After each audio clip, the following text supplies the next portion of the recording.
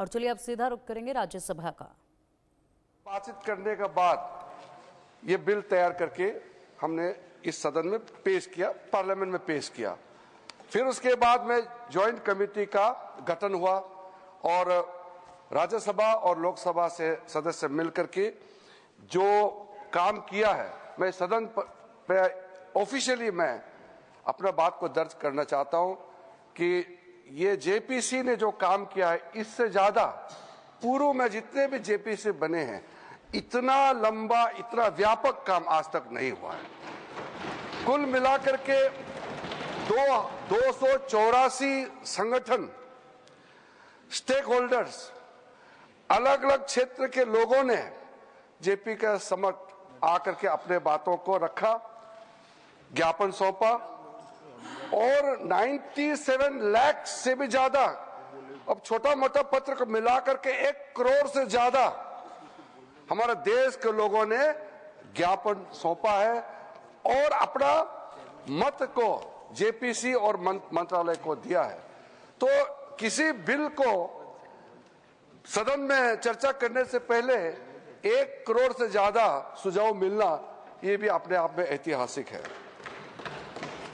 विचार विमर्श राज्य सरकारों से भी हुए और साथ साथ में कल लोकसभा में बहुत लंबी चर्चा हुई और देर रात यानी कि आज सुबह बिल पास करके राज्यसभा में आया। मैं मानता हूं कि ठीक है, हमारा मेंबरों ने कहा है कि संशोधन देने के लिए समय मिलना चाहिए था, लेकिन सबने ये एग्री किया है कि आज जो सुबह हमारा मेंबर ने सवाल उठाया, चेयरमैन साहब ने कहा है कि ये हम लोगों ने बिजनेस एडवाइजरी कमेटी में ये तय किया कि आज ही इसको यहाँ चर्चा करना है। ज्वाइंट कमेटी ने 10 शहरों में मुंबई, अहमदाबाद, हैदराबाद, चेन्नई, बेंगलुरु, गुवाहाटी, भुवनेश्वर, पटना, कोलकाता और लखनऊ में जाकर के अपना पूरा वहां समय भी दिया है और आज मैं कमेटी के हर एक मेंबर को भी धन्यवाद देना चाहूंगा। बाकी जो इस बिल में बोलने वाले हैं उनको धन्यवाद, मैं जब जवाब दूंगा आखिरी में तो मैं जवाब देते समय धन्यवाद जरूर मैं रखूंगा। सर, हर व्यक्ति, मैं तो इस सदन में एक मंत्री के रूप में बोल रहा हूं, लेकिन साधारण रूप से ये एक्सपेक्ट करता है कि कोई अच्छा काम करेगा तो उसका तारीफ भी जरूर होगा और खास करके उन लोगों से तारीफ ज्यादा मिलेगा जिसका इच्छा को मैं पूरा कर रहा हूं। इसलिए सभापति महोदय जी, 1976 में जब वक्फ इंक्वायरी रिपोर्ट को पेश किया गया था, वो कमेटी किसने बनाया था सर? कांग्रेस सरकार ने कमेटी गठन किया, वक्फ इंक्वायरी कमीशन बिठाया। कमीशन ने जब रिपोर्ट पेश किया, बहुत लंबा रिपोर्ट है, मैं जो यहाँ रेलेवेंट है उसको कोट करता हूं। मिसयूज बाय मुतावालीज and the inquiry committee called out the Mutawalis misusing the authority and power and proposed 4 steps to be taken to improve the functioning of the Waqf। ये सबसे पहले रिपोर्ट आया। उसके बाद में दूसरा जिक्र किया कि इतना केसेस वक्फ प्रॉपर्टी को लेकर के बना हुआ है, लिटिगेशन इतना ज्यादा लंबित है, इसको सरल करने के लिए सरकार को कदम उठाना चाहिए। उसके बाद सचर कमेटी बनी। सचर कमेटी का रिपोर्ट 2006 में पेश किया गया। उसका मुख्य अंश सचर कमेटी ने जो कहा, एक तो जो वक्फ बोर्ड है उसको स्ट्रेंथन किया जाना चाहिए और ये पुराना सिस्टम में चल रहा है, डिजिटल होना चाहिए। साथ साथ में सचर कमेटी ने कहा कि उस समय 4.9 लाख वक्फ प्रॉपर्टी है इस देश में, आज तो बढ़ गया, उस समय 2006 में, और 4.9 लाख वक्फ प्रॉपर्टी जो रजिस्टर्ड वक्फ प्रॉपर्टी है, उनका टोटल इनकम सिर्फ 163 करोड़ पर एनम था, 160 करोड़। और उसी समय सचर कमेटी में यह भी कहा, टिप्पणी भी किया और सुझाव भी दिया, अगर वो 4.9 लाख प्रॉपर्टी को अगर एफिशिएंटली मैनेज करते उस समय का मार्केट रेट से, तो भी 12,000 करोड़ हर साल इनकम जनरेशन होता। तो 12,000 करोड़ होना चाहिए था, लेकिन 163 करोड़ जनरेशन हुआ है। फिर उसके बाद में हम लोगों ने आकलन किया, आज का दिन में 8.72 लाख जो प्रॉपर्टी है इतना बढ़ गया, उसका तो हम हिसाब भी नहीं लगा सकता है। और मुझे हिसाब भी लगा के आंकड़े पेश नहीं करना चाहिए, क्योंकि मार्केट का अपना अपना एक फॉर्मूला होता है। लेकिन एक कॉमन सेंस है कि अगर सचार कमेटी 4.9 लाख प्रॉपर्टी को अनुमान लगाया 12,000 करोड़ इनकम होना चाहिए, तो आज उसको आप आज के समय मार्केट रेट में हिसाब लगा करके आप अनुमान लगा सकते हैं। सचार कमेटी ने यह भी कहा, सेंट्रल वर्क काउंसिल में और स्टेट वर्क बोर्ड में और ब्रॉड बेस करके इंक्लूसिव होना चाहिए। ये बंद कमरे में कुछ लोग बैठा है ऐसा लग रहा है, इसको खोलना चाहिए, ब्रॉड बेस करना चाहिए।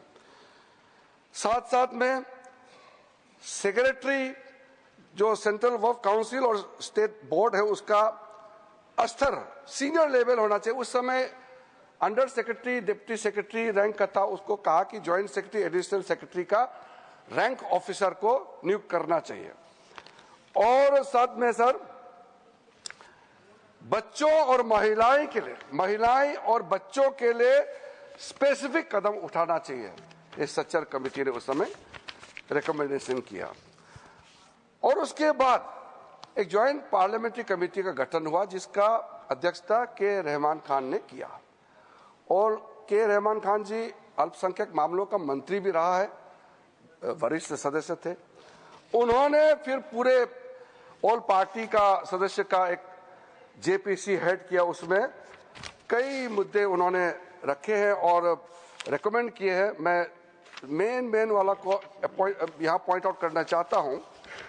एक तो उन्होंने पॉइंट आउट किया कि जो इंफ्रास्ट्रक्चर है वक्फ बोर्ड का वो काफी नहीं है और मैन पावर और फंड बहुत ही मीगर है, कम है, छोटा है, वो काफी नहीं है। दूसरा कहा कि ऐसा लगता है कि सारा जो झंझट है वो मुतावली पे केंद्रित है। मुतावली को कैसे अपॉइंट करना चाहिए, कैसे हटाना चाहिए, सारा विषय वही केंद्रित है। इसको भी पॉइंट आउट किया है। फिर डॉक्यूमेंटेशन के बारे में और सर्वे के बारे में वक्फ प्रॉपर्टी और लीगल जो सेटअप होना चाहिए वक्फ को लेकर के, इसके बारे में भी कंप्यूटराइजेशन ऑफ वक्फ बोर्ड, सेंट्रल डेटा बैंक होना चाहिए, इसका भी उस समय का जेपीसी ने कहा। म्यूटेशंस, रेवेन्यू रिकॉर्ड और to adopt sound and acceptable financial and budgetary practices, इसका भी सुझाव दिया। और फिर लीज करने का जो वक्फ प्रॉपर्टी को किस तरीके से लीज होना चाहिए, इसका भी सुझाव दिया है। जितना ये 3 कमेटी रिपोर्ट्स सचर कमेटी को मिलाते हुए जो मुख्य रिपोर्ट रिकमेंडेशन किया है, सर मैं आपके माध्यम से सदन को बताना चाहता हूं, वो सारा रिकमेंडेशन रिपोर्ट्स को हम लेकर के आज ये बिल लेकर के, अमेंडमेंट बिल लेकर के इस सदन में आया है। इसलिए ये तीनों कमेटी, ये कांग्रेस सरकार में जो दूसरे और तीसरे कमेटी तो यूपीए सरकार थे, लेकिन शुरू वाला तो प्योर कांग्रेस गवर्नमेंट था। तो मैं मुख्य रूप से कांग्रेस पार्टी को और उसके जो सहयोगी दल है, मैं अपील करना चाहता हूं कि आज जो बड़ा कदम माननीय प्रधानमंत्री जी के नेतृत्व में हमने ये 2025 का वक्फ संशोधन बिल लेके आया है, तो आपका ही सोच विचार को आप जो पूरा नहीं कर पाया, उसको पूरा करने का हिम्मत नरेंद्र मोदी जी सरकार ने लेके आया है, तो आप जरूर समर्थन करना चाहिए। आदरणीय अध्यक्ष महोदय जी, कई लोगों का हमने स्टेटमेंट सुना है, टेलीविजन में भी और कल दूसरे सदन में भी। ये कोई नया कदम तो हम नहीं उठा रहे हैं, इतिहास सबका मालूम है। संक्षेप में 1894 में जो प्रिवी काउंसिल ने वक्फ अल औलाद, जो बच्चों के लिए वक्फ क्रिएट करते हैं उसको इनवैलिडेट करने के लिए एक ऑर्डर पास किया था, जो बाद में जाके बड़ा विषय बना। मुसलमानों का बड़ा दल गया, अपील किया ब्रिटिश हुकूमत के साथ, तब जाकर के 1913 में द मुसलमान वक्फ वैलिडेशन एक्ट को पहले बार औपचारिक तौर पर कानून के रूप में